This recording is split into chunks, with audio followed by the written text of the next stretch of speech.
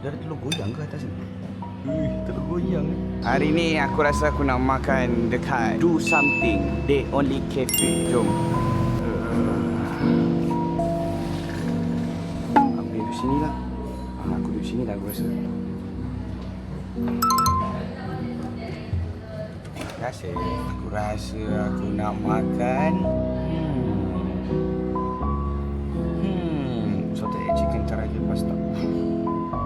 Okay, memandangkan hari ni aku rasa aku nak kena makan nasi. Aku rasa aku ambil dia punya smoked duck.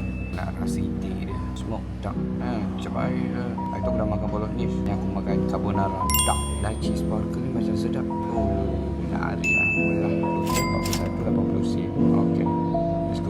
Ni aku boleh cakap, kalau sana makan kat sini, aku cakap best. Sebab dia konsep dia tumbuh-tumbuhan sikit kan. Kalau aku tengok belakang tu, kat depan tu dah ada meja banyak sikit. Tapi apa aku cakap, dia punya tempat menarik lah, best. Tengok atas tu. Kalau aku sampai, baik aku jalan-jalan dulu kat dalam ni. Nak tengok. Ni korang boleh lepak yang sini. Daripada sini sampai situ dah 1, 2, 3. Patut kat sini pun style logat ni.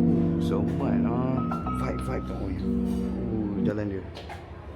So ni tandas dia kan. Okay, sekarang makanan aku pun dah sampai. Nampak ni, smoked duck dengan sparkling lychee. Jom kita rasa. Macam mana rasa? Ush, dia ada telur goyang ke atas ni? Telur goyang ya.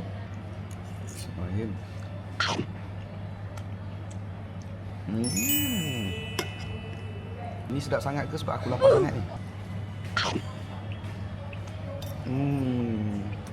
Tak ada rasa hanya itik ke, tak ada. Memang sedap. Ni aku letak tepi dulu. Aku nak rasa air dia pula. Refreshing tak refreshing? Kacau sikit.